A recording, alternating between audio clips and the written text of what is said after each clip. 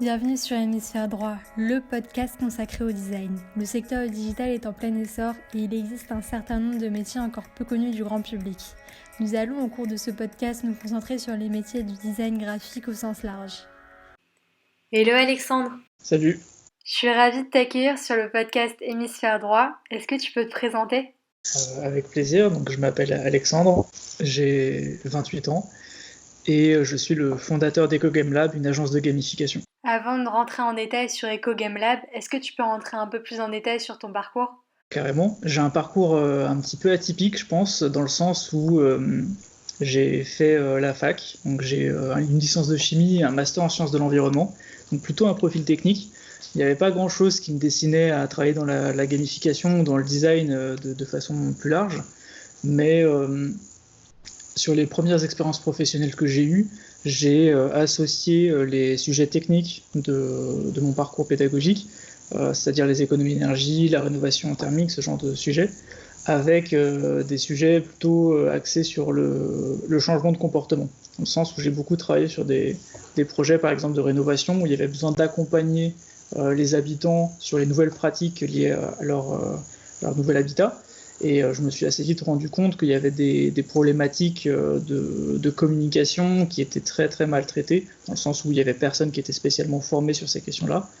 Et à force de me renseigner sur les sciences comportementales, les nudges, la gamification, je me suis dit qu'il y avait vraiment un sujet à traiter, et c'est comme ça que je me suis dirigé en fait vers ces sujets qui étaient plus orientés donc vers le design. Est-ce que tu peux nous présenter EcoGameLab, le collectif que tu as fondé ? Alors, EcoGameLab, c'est une agence de gamification qui se comporte un petit peu effectivement comme un collectif. En fait, on est plusieurs indépendants, voire personnes qui ont eux aussi leur petite structure, qui collaborent souvent ensemble sur des sujets, on va dire, à impact positif. C'est-à-dire que selon les projets de nos clients, on peut être amené à collaborer. En fait, on crée une équipe sur mesure pour répondre aux besoins. Par exemple, récemment, le réseau Alliance m'a sollicité pour les aider à concevoir une sorte de serious game pour faire découvrir ce qu'est l'économie de la fonctionnalité et de la coopération à leurs dirigeants d'entreprise. Et c'est un projet donc où j'interviens plus sur le volet conception de l'outil ludique, alors qu'il y a besoin d'autres compétences. On ne peut pas se limiter juste à la conception, il faut réaliser le projet. Et donc je fais appel par exemple dans ce cadre-là à Julia, qui fait partie aussi du collectif EcoGameLab, et qui du coup apporte plutôt son regard sur tout ce qui va être éco-responsabilité, parce que forcément le serious game concret doit avoir un impact environnemental limité, mais aussi sur tout ce qui est design graphique et communication. Du coup, on associe nos deux compétences pour réaliser sur ce projet, mais pour d'autres projets qui nécessitent par exemple des compétences techniques ou plus par exemple des compétences sur les sciences comportementales, on va aller chercher des compétences soit dans le collectif, soit en extérieur. Ça permet vraiment de trouver la bonne équipe qui correspond au projet du client. Comment tu gères la partie recrutement quand tu as besoin de profils bien spécifiques ? Alors ça dépend un peu des profils. Bien sûr, quand c'est un profil, on va dire un peu classique, généralement j'ai déjà des personnes dans mon réseau qui ont les bonnes compétences. Par exemple, en ce moment, comme je disais, je travaille régulièrement avec Julia parce qu'on a un bon binôme et que nos compétences font sens ensemble. Sur des compétences un peu plus spécifiques, généralement je vais piocher dans mes contacts sur LinkedIn ou dans les relations de mes partenaires. Forcément, c'est pas facile de commencer une mission avec quelqu'un qu'on ne connaît pas du tout. Donc c'est pour ça que le fait d'avoir une réassurance en travaillant avec des personnes qui font déjà partie du réseau de personnes que je connais bien, ça permet de savoir qu'on a à peu près le même état d'esprit, qu'on a bien les compétences, et du coup ça permet de plus facilement collaborer. Yes, bien sûr. Et par rapport aux différentes valeurs que prône EcoGameLab, j'ai pu constater qu'il y avait des notions d'innovation, mais surtout des notions éthiques. Est-ce que tu peux développer le mindset ? En fait, dans un premier temps, c'était un petit peu plus simple pour moi d'aller chercher des clients qui avaient des projets sur les thématiques environnementales, du fait d'avoir travaillé sur différents projets de ce type-là. C'est aussi mon parcours, ma formation qui m'a amené sur ces thématiques. Donc forcément, je trouvais ça plus simple de ne pas changer complètement de monde et d'apporter du coup de la gamification plutôt sur des sujets que je connaissais déjà. Ensuite, effectivement, c'est plus une question un peu de valeur personnelle et ça permet de travailler avec des personnes qui ont les mêmes valeurs. De toute façon, maintenant, il y a de plus en plus à la fois de collectivités, à la fois des entreprises, même des entrepreneurs indépendants qui sont sensibles à ces valeurs-là et qui du coup essayent de limiter leur impact environnemental ou à avoir des projets qui ont un impact positif sur l'environnement. Et donc dans les deux cas, ça permet de se positionner de façon intéressante parce qu'on connaît un petit peu mieux ces problématiques-là, donc on est à même de mieux les traiter. Par exemple, de plus en plus d'acteurs maintenant font attention à l'impact environnemental du numérique, et du coup, du fait d'avoir été formé à l'éco-conception de services numériques éco-responsables et de travailler avec des acteurs dans le numérique qui font attention à ces choses-là, forcément ça permet de travailler beaucoup plus facilement avec des acteurs comme par exemple l'ADEME ou d'autres qui ont une vraie volonté de limiter le plus possible leur impact environnemental. Bien Donc sûr. C'est à la fois stratégique et à la fois c'est dans nos valeurs. Comment tu as réussi à faire le pont entre tes études qui s'avèrent être très techniques et l'aspect bien plus social, humain de la gamification? Alors je pense que le moment où j'ai vraiment réalisé que y avait du potentiel dans la gamification sur ces sujets techniques, c'était quand je faisais mon stage de fin d'études pour une association qui portait au niveau national le défi Famille Énergie Positive. C'est un challenge pour réduire ses consommations énergétiques sur l'année. Et du coup, j'étais à la coordination nationale, donc j'étais pas en charge de l'animation sur le terrain, mais plutôt de gérer le site web, concevoir des outils pour faciliter le travail des animateurs sur le terrain, répondre aux questions de ces animateurs-là. Et en fait, je me suis rendu compte que, notamment avec l'enquête que j'ai fait en fin de défi, que les motivations des personnes étaient très multiples pour participer au défi Famille Énergie Positive. Il y avait à la fois des personnes qui étaient plus motivées par les questions écologiques, d'autres des motivations plutôt sociales, d'autres pour faire des économies financières. Il y avait vraiment plusieurs motivations et en fait ce qui marchait bien aussi c'était vraiment la dynamique un peu de challenge. Donc, il y avait vraiment le côté challenge, il y avait des équipes qui étaient formées autour de capitaines.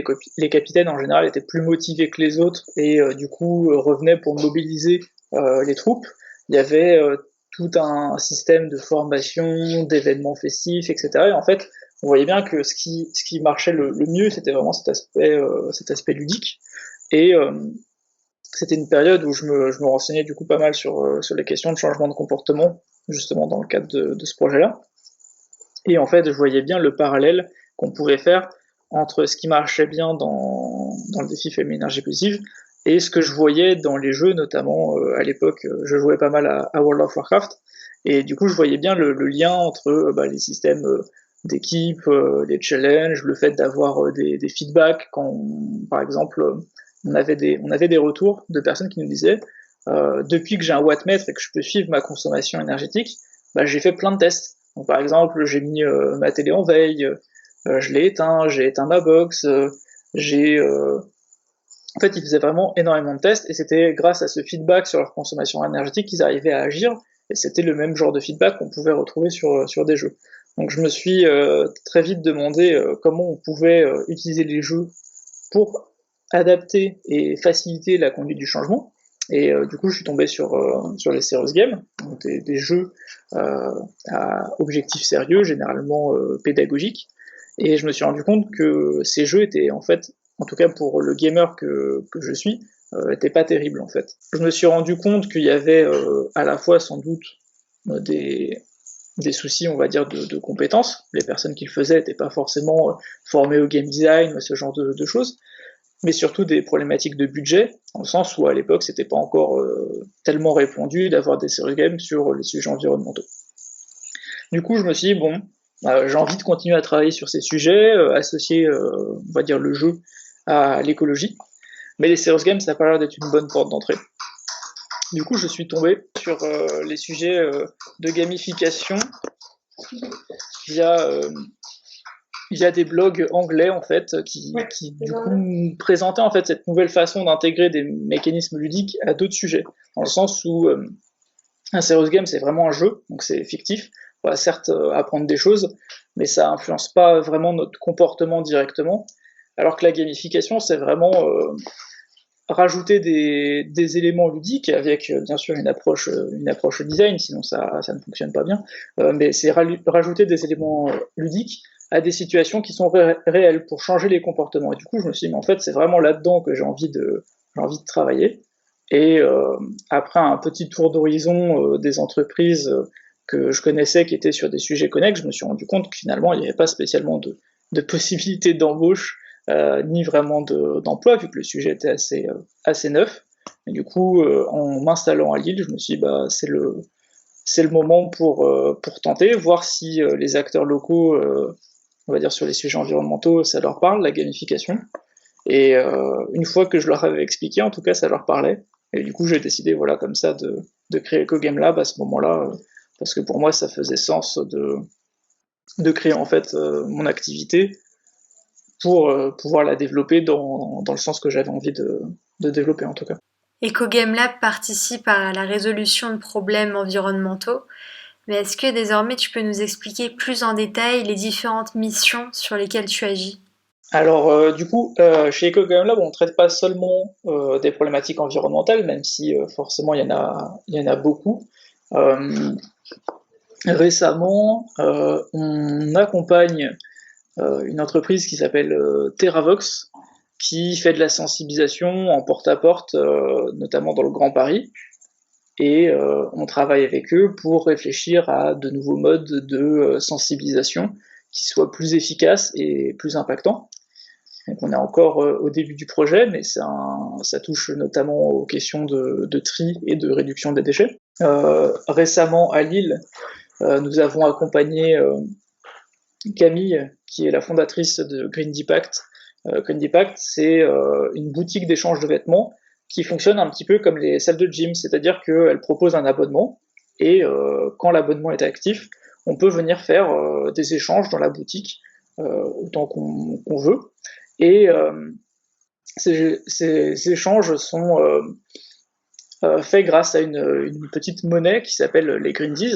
Et en fait, on a conçu pour Camille, avec du coup un membre du collectif, toute la solution technique qui permet à la fois de sensibiliser les clients à l'impact environnemental positif qu'elles ont grâce à ce système d'échange, à les fidéliser. L'idée, c'est vraiment de permettre aux clients au fur et à mesure de leurs échanges, de gagner des avantages qui leur permettent de personnaliser un peu plus la façon dont ils utilisent en fait le service proposé par la boutique. Et on a aussi géré tout le système. Ça, c'est pas vraiment gamifié, mais forcément l'expérience a été quand même assez réfléchie. On a géré tout le système aussi back-office de sa solution qui permet du coup de gérer les stocks et suivre les différents échanges. Donc ça, c'est par exemple une problématique qui est plutôt du coup sur tout ce qui est mode, sachant que les vêtements, c'est quand même actuellement une des thématiques qui a le plus gros impact au niveau environnemental. Donc on travaille sur ces sujets-là, mais on travaille aussi sur des problématiques de mobilité, d'économie d'énergie. En fait, les sujets sont très variés. À partir du moment où on se pose la question de comment faire passer un message et comment engager dans la durée, on peut appliquer des mécanismes de gamification. Comment tu t'y prends pour trouver tes clients? Du coup, pour le volet client, en fait, je me suis assez vite rendu compte que même si ça m'arrivait d'identifier des besoins en gamification, par exemple en parcourant une application et en voyant que l'expérience utilisateur n'est pas optimale ou qu'il n'y a pas forcément de mécanisme fait pour m'inciter à revenir dans une semaine ou dans quelques jours. Auparavant, j'envoyais à ce genre, par exemple, d'entreprises qui avaient développé les applications sans ces mécanismes-là, je leur envoyais un petit message en leur expliquant que je faisais de la gamification et que s'ils avaient envie d'échanger autour de leur expérience utilisateur, j'étais intéressé. En fait, je me suis rendu compte que même si j'avais plutôt des bons retours, parce que les personnes étaient curieuses, ça m'amenait pas nécessairement à trouver de nouveaux clients, dans le sens où soit le projet était trop avancé, soit le projet n'était pas assez avancé, soit les personnes finalement ne croyaient pas en la gamification. En fait, je tombais rarement au bon moment. Donc, même si j'arrivais à détecter le fait qu'il y avait besoin de gamification, cette question de timing, finalement, était assez gênante.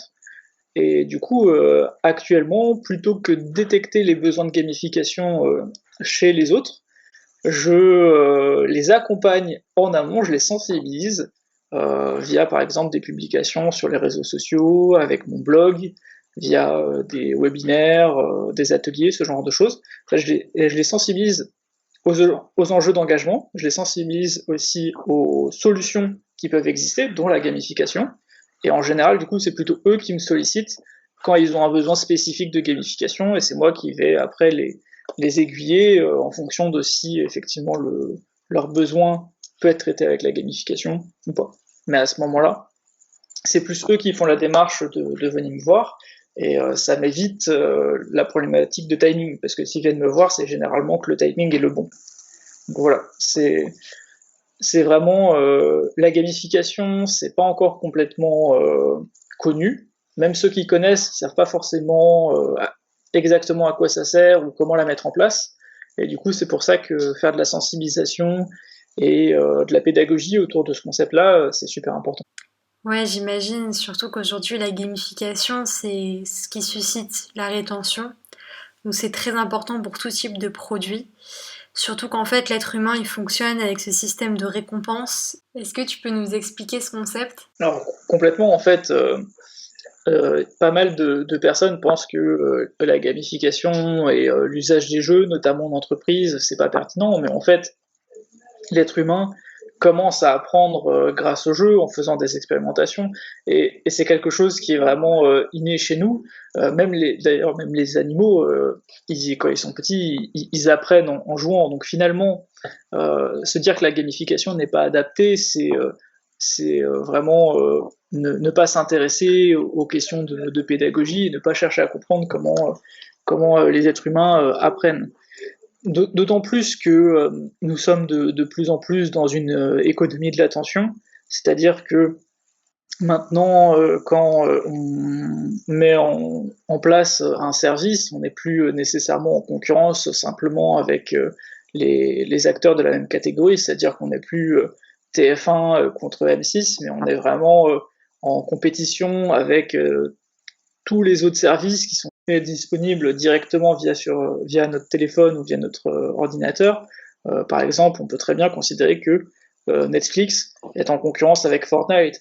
Et donc la question, c'est comment faire pour réussir à attirer et fidéliser les utilisateurs sur nos services.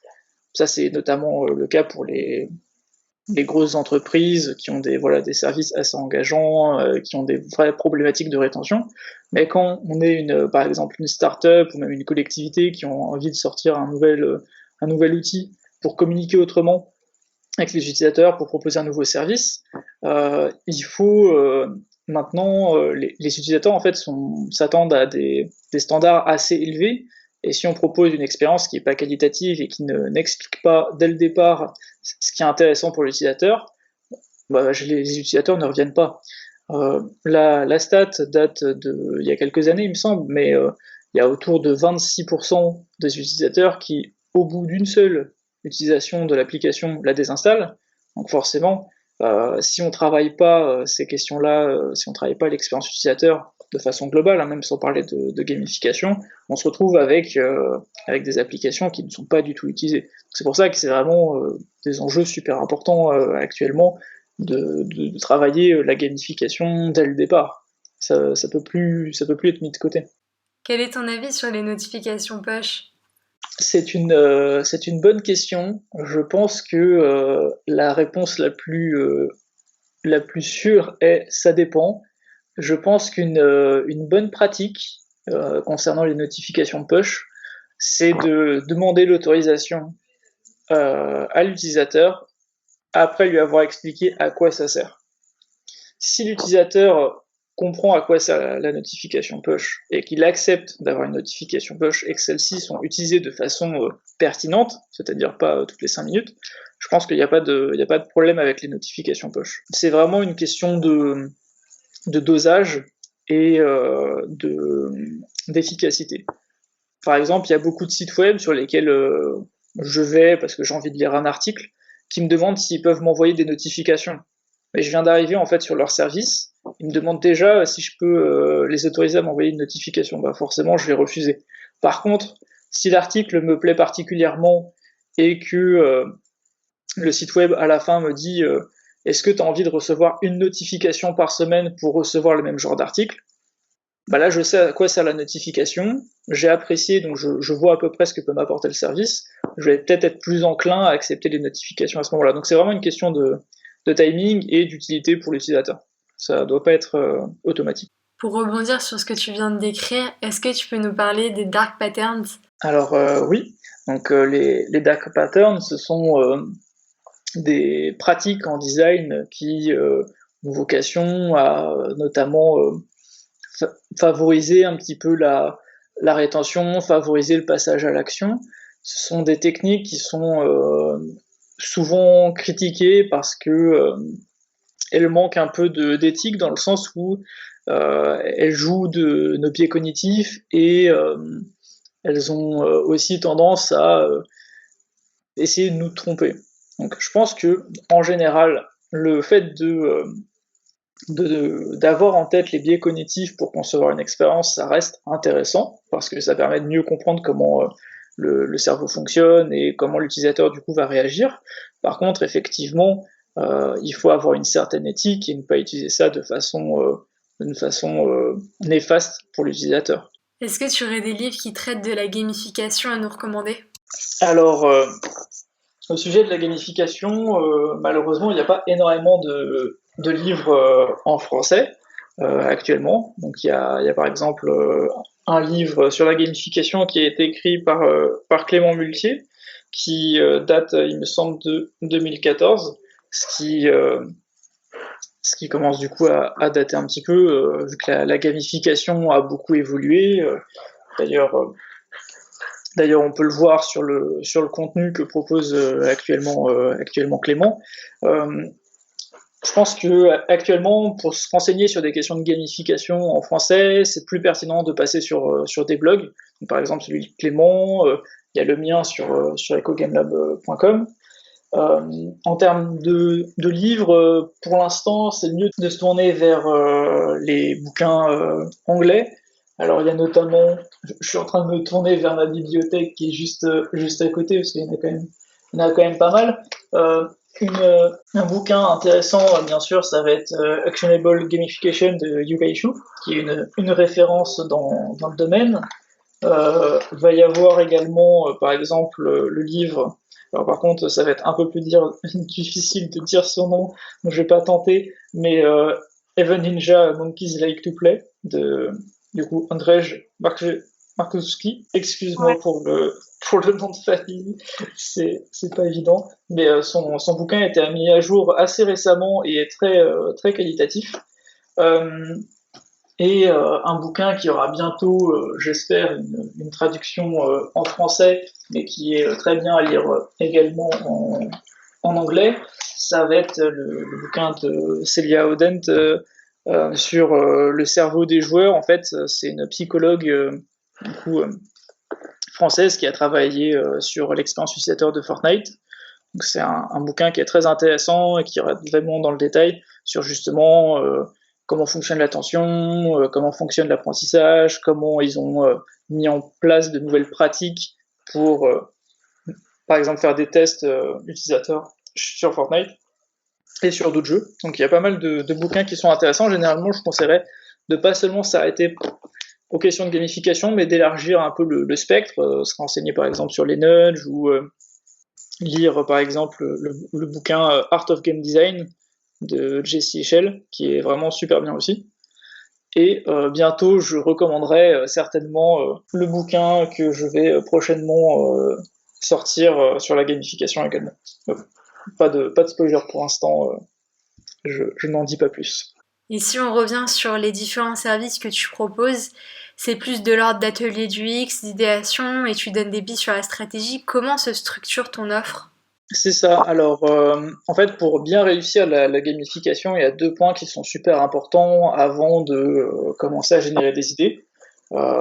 C'est à la fois bien comprendre la problématique à traiter et être sûr que le client a bien aussi défini cette problématique. C'est-à-dire que, par exemple, simplement vouloir améliorer l'expérience utilisateur sur une application, ça va pas être suffisant, ça va pas nous donner suffisamment les éléments pour redéfinir cette expérience. Il faut pouvoir être un peu plus spécifique. Par exemple, ça va être travailler la fidélisation, faire en sorte que du coup les utilisateurs passent plus de temps sur l'application par mois, peut-être les faire revenir plus souvent. À ce moment-là, il faut définir quel rythme, ce genre de choses. Donc c'est important de bien définir pourquoi on met en place la gamification. Et de l'autre côté, c'est aussi bien comprendre qui sont les utilisateurs et quels sont leurs besoins à eux.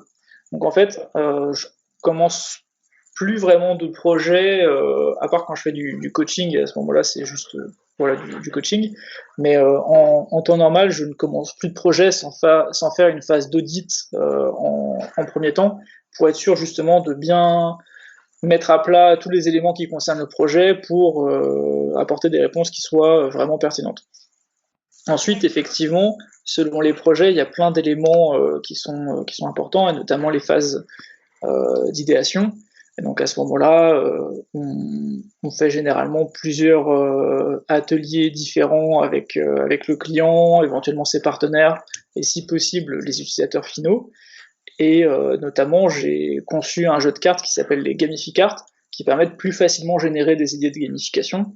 Et ça, c'est notamment très pratique avec mes clients, qui ne sont donc pas forcément spécialistes de la gamification, mais c'est important de les impliquer dans le projet pour qu'ils comprennent un peu les recommandations que je peux faire, et que eux-mêmes aussi donnent leur avis. Et du coup, ce jeu de cartes là est assez puissant pour ça.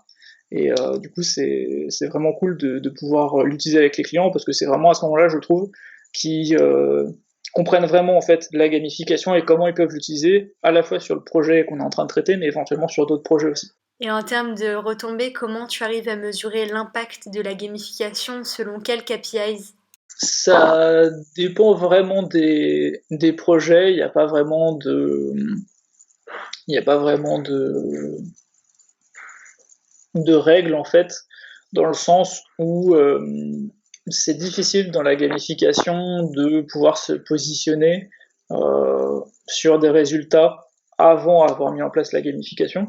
Comme je disais, chaque projet va être différent du fait d'avoir une problématique qui est spécifique et des utilisateurs qui sont aussi spécifiques au projet. Donc on peut pas trop savoir à l'avance quels vont être les résultats. Donc je m'engage pas sur des résultats, plutôt sur des moyens et sur une démarche.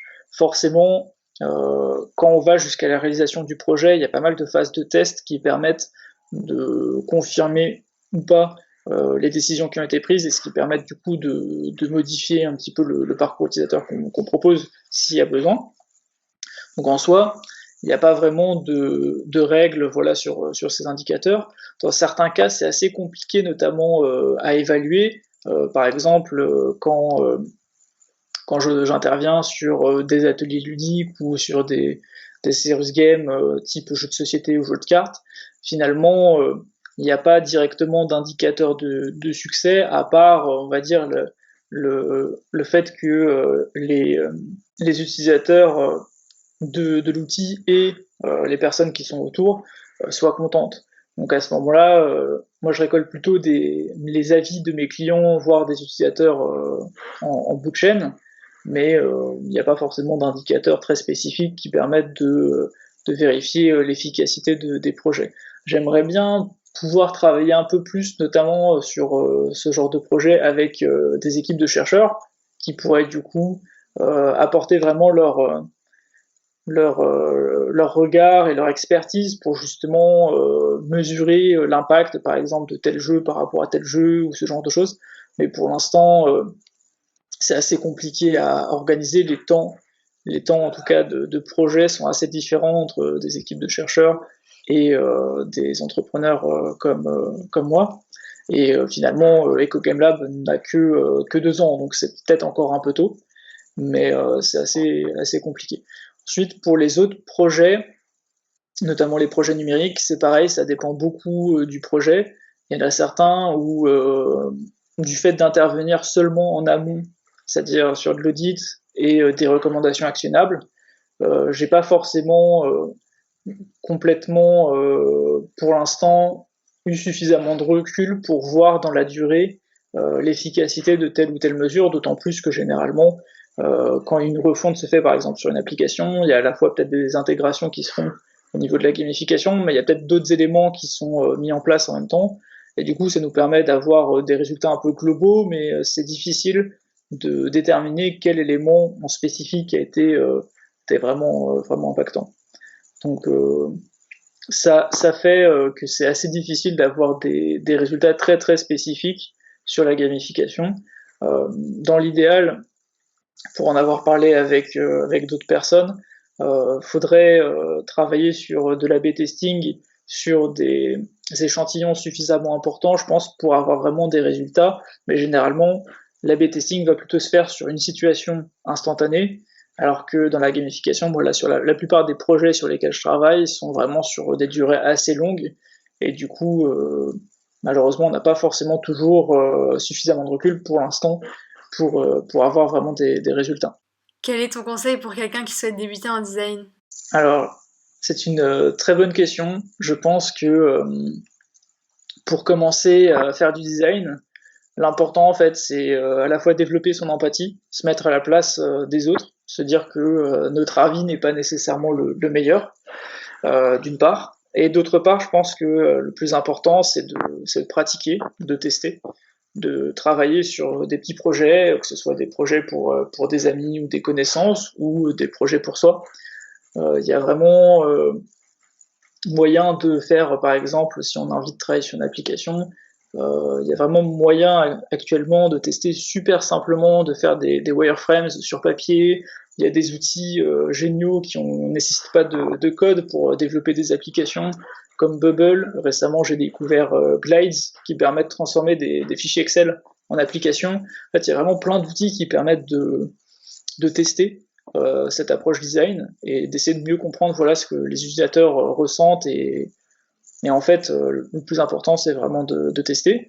Puis après, il y a des communautés, il y a des podcasts, il y a des influenceurs un petit peu partout maintenant. C'est un sujet qui s'installe, je trouve, plutôt bien dans l'écosystème, en tout cas de l'entrepreneuriat. Et du coup, je pense que maintenant, il est assez facile de trouver des personnes avec qui échanger sur nos pratiques, partager des projets, etc.